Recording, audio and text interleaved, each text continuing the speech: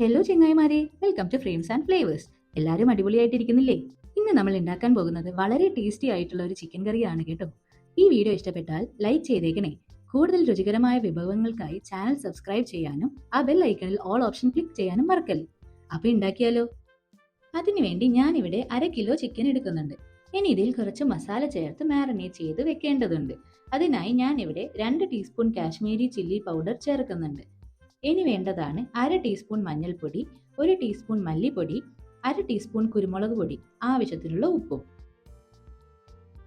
1 teaspoon chicken masala കൂടി ചേർത്ത് കൊടുക്കുന്നുണ്ട്. ഇനി ഇതെല്ലാം നല്ലതുപോലെ ഒന്ന് മിക്സ് ആക്കി എടുക്കാം. ഒരു 1/2 മുതൽ 3/4 മണിക്കൂർ വരെ വെക്കുന്നത് നല്ലതായിരിക്കും.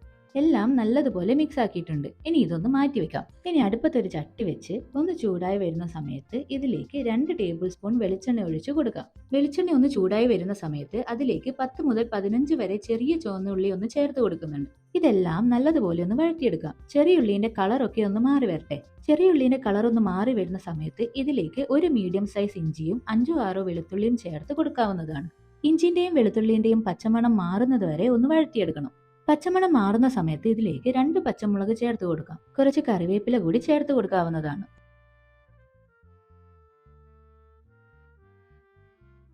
ഇതെല്ലാം നല്ലതുപോലെ ആയിട്ടുണ്ട്. ഈ സമയത്ത് ഇതിലേക്ക് മാരിനേറ്റ് ചെയ്ത് വെച്ച ചിക്കൻ ചേർത്ത് ഇളക്കി കൊടുക്കാം.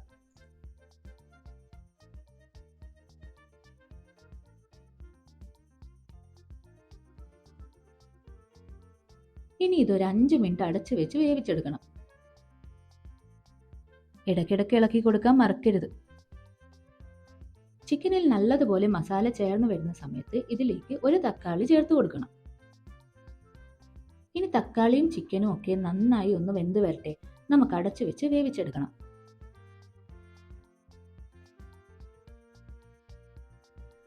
ചിക്കനിൽ നിന്നും അത്യാവശ്യം വെള്ളം ഇറങ്ങാൻ തുടങ്ങിയിട്ടുണ്ട്. ഈ സമയത്ത് കുറച്ച് മസാലകൾ കൂടി ചേർത്ത് കൊടുക്കേണ്ടതാണ്.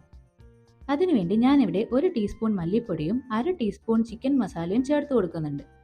കൂടാതെ ഒരു 1/4 ടീസ്പൂൺ മഞ്ഞൾപ്പൊടി കൂടി ചേർത്ത് കൊടുക്കുന്നുണ്ട്. ആവശ്യത്തിനുള്ള ഉപ്പും കൂടി ചേർത്ത് കൊടുക്കാം. പിന്നെ വേണ്ടതാണ് വെറും 1/2 ടീസ്പൂൺ മുളക് പൊടി.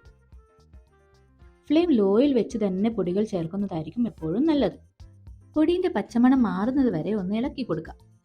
ഇനി ഇതൊന്ന് അടച്ചു വെച്ച് വേവിച്ചെടുക്കണം. ഒരു 5 മിനിറ്റ് അടച്ചു വെച്ചേക്കണം. ഇടയ്ക്കിടയ്ക്ക് തുറന്ന് ഇളക്കി കൊടുക്കേണ്ടതാണ്. ഇനി ഗ്രേവിക്ക് ആവശ്യമുള്ള വെള്ളം കൂടി ചേർത്ത് കൊടുക്കാവുന്നതാണ്. ഒന്ന് ഇളക്കി കൊടുത്തതിന് ശേഷം അടച്ചു വെച്ച് ഗ്രേവിയൊക്കെ ഒന്ന് വറ്റിച്ചെടുക്കാം.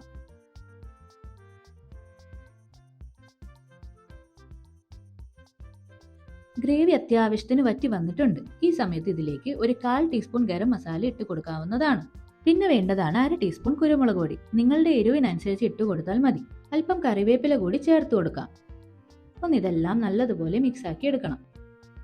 ഓയിലൊക്കെ നന്നായി തെളിഞ്ഞു വരാൻ തുടങ്ങിയിട്ടുണ്ട്. ഒന്നുകൂടെ ഒന്ന് വറ്റിക്കോട്ടെ. ഗ്രേവിയൊക്കെ നന്നായി തിക്കായിട്ടുണ്ട്. ഈ സമയത്ത് കറിവേപ്പില കൂടി ചേർത്ത് ഗ്യാസ് ഓഫ് ചെയ്യാവുന്നതാണ്. ഈ കറി നാടൻ ചിക്കനിൽ ചെയ്യുന്നതായിരിക്കും ഏറ്റവും രുചി. എനിക്കിവിടെ നാടൻ കോഴി കിട്ടാനില്ല, അതുകൊണ്ടാണ് ഞാൻ ബ്രോയിലർ യൂസ് ആക്കിയത്. വളരെ ഈസി ആയിട്ടൊരു ചിക്കൻ കറി റെഡിയായില്ലേ? ഇതുപോലെ ഒരു തവണ ചിക്കൻ കറി നിങ്ങളൊന്ന് ചെയ്തു നോക്കൂ. നിങ്ങൾക്ക് എന്തായാലും ഇഷ്ടപ്പെടും. എന്തായാലും ട്രൈ ചെയ്ത് നോക്കിയിട്ട് നിങ്ങളുടെ അഭിപ്രായം കമന്റ് ബോക്സിൽ പറയണേ. ഈ വീഡിയോ ഇഷ്ടമായെങ്കിൽ ലൈക്ക് ചെയ്യാനും വീഡിയോ ഫ്രണ്ട്സിനും ഫാമിലിക്കും ഷെയർ ചെയ്ത് കൊടുക്കാനും മറക്കരുത്. രുചികരമായ റെസിപ്പിക്ക് വേണ്ടി നമ്മുടെ ചാനൽ സബ്സ്ക്രൈബ് ചെയ്യാനും മറക്കരുത്. അടുത്തൊരു സ്പെഷ്യൽ റെസിപ്പി ആയിട്ട് ഞാൻ വരാം. അപ്പോൾ ശരി.